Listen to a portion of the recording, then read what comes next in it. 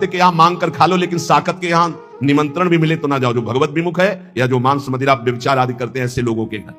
क्योंकि अगर आप भक्त के अन्न का सेवन करेंगे तो भक्ति बढ़ेगी, अगर उनके अन्न का सेवन करेंगे तो लोभ और दम्भ ही आपके अंदर जागृत हो जाएगा। लोभी डिम्भी जानिए जो श्रद्धा हो ना घाय, क्योंकि भक्त की श्रद्धा से मिली हुई नमक रोटी आपका भजन कराएगी, और अभक्त का दिया हुआ रबड़ी रसगुल्ला ये तुम्हारे अंदर दम्भ पाखंड पैदा करके भ्रष्ट कर देगा। महापुरुषों के वचन।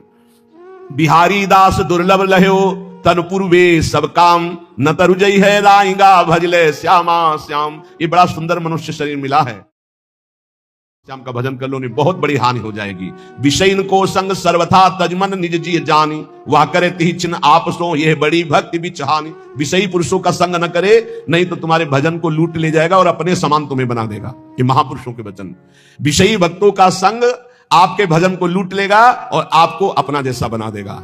एक सर्दी का समय था तो एक संत भगवान के पास एक जन गए और जाकर के गद्दा रजाई ये वो सब, हाँ कैसे महाराज जी ये सर्दी बहुत है और ये इतना मोटा गद्दा है।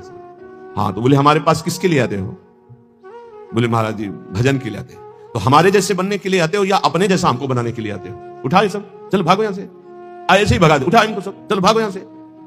संत के पास जाया जाता है उसके जैसा बनने के लिए। भले आप वेश न धरो, लेकिन आपके अंदर त्याग वैराग भक्ति अनुराग आना चाहिए। आप जाते हो उनको अपने जैसा बनाने, नहीं।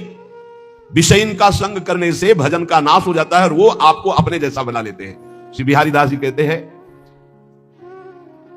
सदा परम सुख में निमग्न रहने के लिए भगवत आश्रय वृत्ति से रहना चाहिए। गृहस्थ को धर्म पूर्वक कमाए हुए धन से उदर पोषण करे और बैरागी भगवत आश्रय से रहे। महलों में रखे चाहे झोपड़ी में वास दे, भगवान का एकमात्र आश्रय। ये पूरे जीवन की बात कह रहा हूं, भगवान का एकमात्र आश्रय, एकमात्र भरोसा प्रभु का। पर बोले आज तो बहुत विपरीतता आ रही है, कई सौ वर्ष पहले से संकेत दे दिए थे।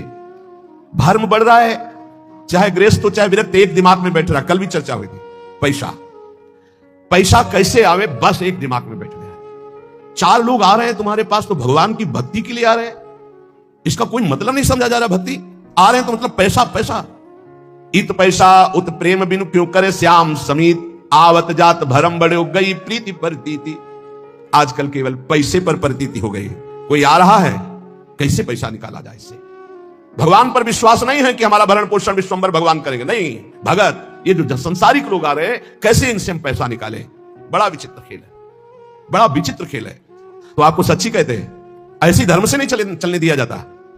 हाँ गाली मिलती है। अभी 2-4 दिन पहले एक बैच आया, आप अमुक के लिए आप अर्थव्यवस्था दीजिए। नहीं भाई, हम सच्ची मानिए हमारे पास ऐसी कोई व्यवस्था नहीं।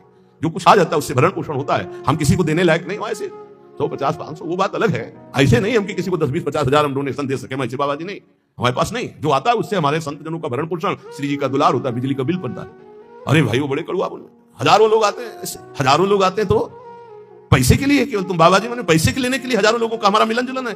क्या नौटंकी नाटक बनाया जा रहा है। भगवान की भक्ति, भगवान का शुद्ध मार्ग बहुत ही दुर्लभ हो रहा है, बहुत ही कठिन हो रहा है। 4 लोग आने लगे तो पैसा पैसा पैसा। जो पैसा निमानत भलो तिनते प्रेम है दूरी, पैसा सातु भूत के खात परे मुख धूरी। जो पैसा को ही मानता है सब कुछ, उनसे बहुत दूरी बना के रखे। सत्यता में चलने के लिए भगवान को पैसे की जरूरत नहीं, ध्यान रखना। भगवान को आदेश कर रहे हैं, मय्येव मनाधत्स्व मयि बुद्धिं निवेशय। बड़े दानी हो तो आप अपने मन और बुद्धि को हमें दीजिए जो श्री भगवान के